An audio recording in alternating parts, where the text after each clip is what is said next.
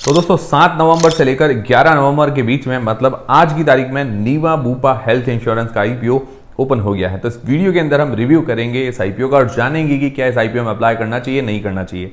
और काफ़ी ऐसे लोग जो कमेंट करते हैं कि सारे फैक्टर्स या पैरामीटर्स आ जाने दीजिए उसके बाद रिव्यू का वीडियो बनाएं, तो वो तो आज खुश हो गए होंगे, बट मैंने उनके लिए वीडियो नहीं बनाया। ठीक है, मुझे टाइम नहीं मिल पाया, इस कारण मैं आज वीडियो दे रहा हूँ।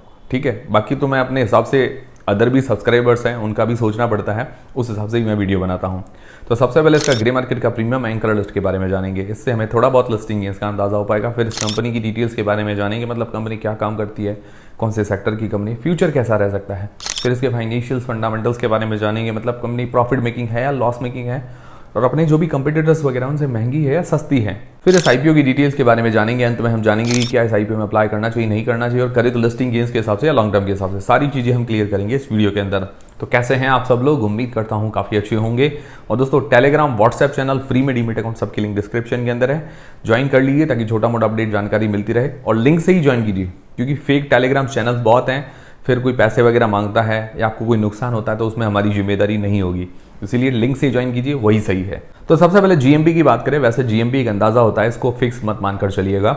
तो जीएमपी अभी कोई भी डिमांड नहीं बता रही, ग्रे मार्केट के अंदर कोई भी डिमांड ओपन नहीं हुई है। फिर बात करें इसकी एंकर लिस्ट की, एंकर इन्वेस्टर्स के द्वारा 990 करोड़ रुपए जुटाए गए, मतलब काफी बढ़िया पोर्शन जुटाया गया है। तो उसमें बात करें डीआईआईस की, तो उसके अंदर निपॉन लाइफ है, एक्सिस म्यूचुअल फंड है, टाटा है, मोतीलाल ओसवाल, यूनियन, डीएसपी, ऐसे कई बड़े नाम शामिल हैं। एफआईआईज में बात करते हो Morgan Stanley, government pension fund और फिडिलिटी, उसके अलावा टेम्पलेटन, स्कॉटिश ओरिएंटल, तो ये कुछ बड़े नाम शामिल हैं। तो इसकी एंकर लिस्ट को मतलब कह सकते हैं अबव एवरेज है, मतलब खराब भी नहीं है और इतनी बम्पर भी नहीं कह सकते।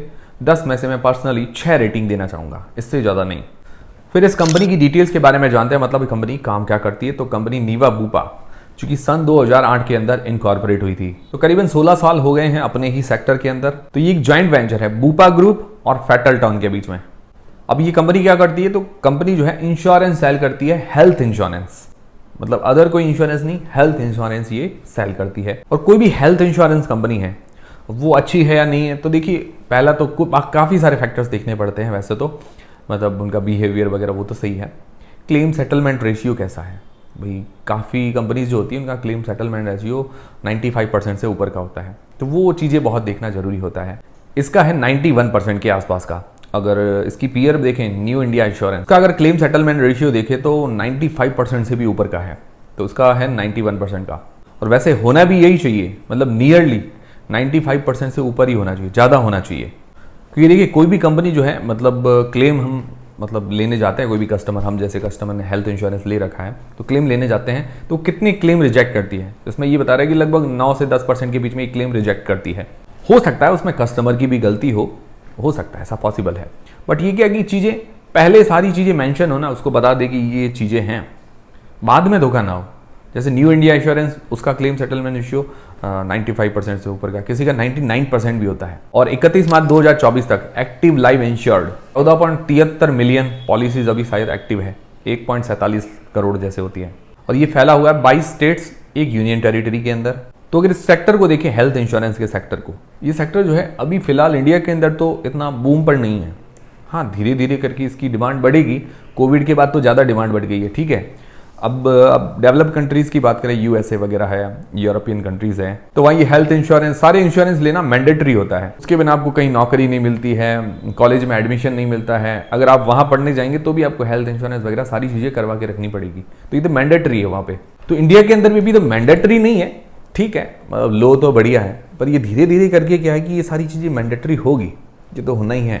अब क्या है कि फ्यूचर में इनकी डिमांड बढ़ सकती है, तो फ्यूचर में तो बढ़ेगी, बट बहुत सारी कंपनियां हैं, तो उन कंपनियों के कंपैरिजन में ये कंपनी कैसी है, तो उसके लिए हम इसके फाइनेंशियल्स फंडामेंटल्स देख लेते हैं। तो फाइनेंशियल्स देखें तो 2022 से 2024 तक दिए गए हैं। अगर इसके एसेट्स देखते हैं तो साल दर साल बढ़े हैं। रेवेन्यू 18 से 84 करोड़ से 4118 करोड़ रुपए हुआ, मतलब डबल से ज्यादा ग्रोथ है, अच्छी बात है। प्रॉफिट आफ्टर टैक्स की बात करें तो पहले 196 करोड़ रुपए के लॉस के अंदर था, फिर 12 करोड़ रुपए के प्रॉफिट के अंदर आया, फिर अभी जो प्रॉफिट है 2024 के अंदर 81 करोड़ 81 करोड़ रुपीस का प्रॉफिट। मार्जिन निकालते हैं तो नियरली 2% से कम निकल गया, मतलब 2% आप मान सकते हैं। तो ये मुझे थोड़ा सा नेगेटिव लगा क्योंकि कम है।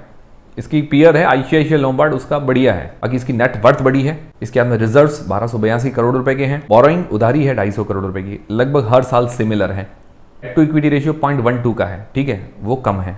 तो देखा जाए तो डेट के हिसाब से तो कोई ज़्यादा कंसर्न नहीं है और रेवेन्यू के अंदर ठीक ठाक ग्रोथ देखने को मिल रही है, बट मार्जिन जो हैं वो थोड़े से कम है। फिर इसके पीयर्स से कंपेयर करते हैं कि महंगी है या सस्ती है, तो इसका पी देखिए, प्राइस टू अर्निंग्स रेशियो करीब करीब 145 का निकल कर आता है। और अदर जो इसकी पीयर्स हैं, आईसीआईसीआई है, न्यू इंडिया इंश्योरेंस है, स्टार हेल्थ है, उनका जो पी है 35 से लेकर 45 के बीच में निकल कर आता है। 50 भी मान सकते हैं, ठीक है, 35 से 50 के बीच में, तो उनसे तो अभी काफ़ी महंगी है। और रेवेन्यू के मामले में सबसे छोटी है, स्टार हेल्थ से, आईसीआईसीआई लोम्बार्ड से, न्यू इंडिया इंश्योरेंस से छोटी है। प्राइस टू बुक देखें तो लगभग 6 का निकल कर आता है इसका प्राइस टू बुक वैल्यू, और अदर कंपनीज का 1.72 से 7 के बीच में निकल कर आता है। तो उस हिसाब से भी देखा जाए तो महंगी वैल्यूएशन है, सस्ती तो है नहीं।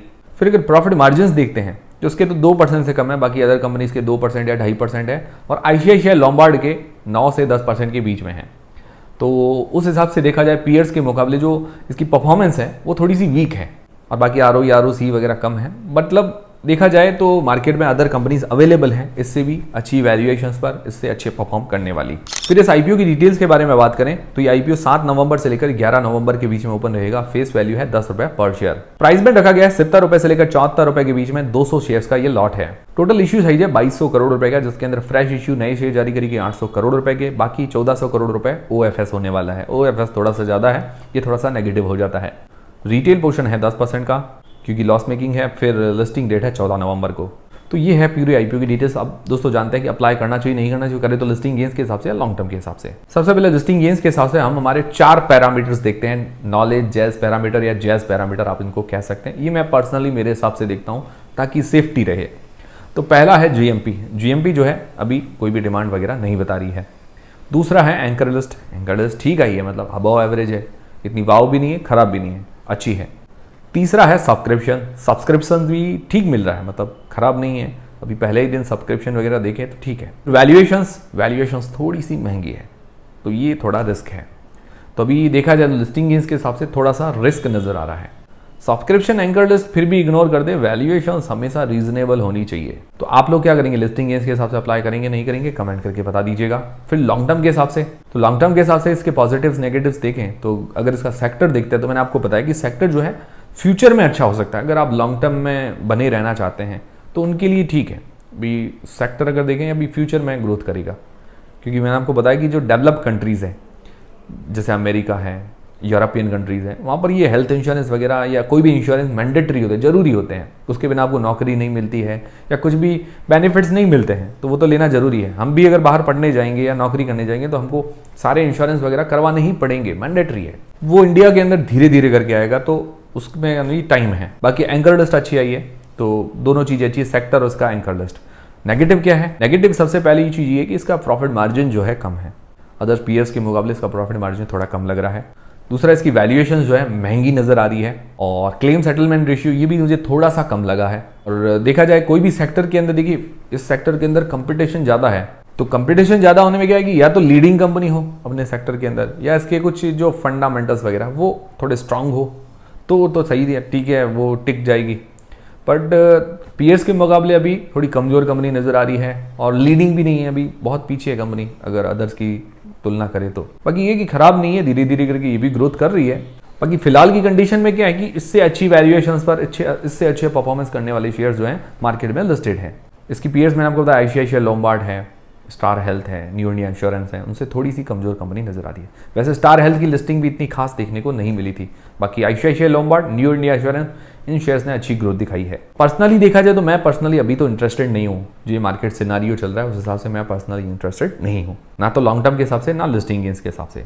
आप लोग क्या करेंगे, क्या इस आईपीओ में अप्लाई करेंगे नहीं करेंगे, लिस्टिंग गेन्स के हिसाब से करेंगे, लॉन्ग टर्म के हिसाब से, कमेंट करके बता दीजिएगा। वीडियो देखने के बाद अगर आपकी हेल्प हुई है तो मुझे कमेंट करके जरूर बताइएगा, इससे हमें काफी मोटिवेशन मिलता है। और वीडियो को भी लाइक जरूर कीजिएगा। और दोस्तों कोई भी आप डिसीजन बनाएं अपनी रिस्क अपना एनालिसिस लगा के बनाएं, वीडियो सिर्फ आप हेल्प के लिए देख सकते हैं। तो ये थे सारे आज के अपडेट्स। उम्मीद करता हूं हमारा वीडियो, हमारी जानकारी आपको काफी पसंद आएगी, हेल्पफुल रही तो वीडियो को लाइक जरूर करें, चैनल को सब्सक्राइब कर लें। मिलते हैं दोस्तों अगले वीडियो के अंदर। टेलीग्राम, इंस्टाग्राम फ्री में डीमेट अकाउंट सबकी लिंक डिस्क्रिप्शन के अंदर है।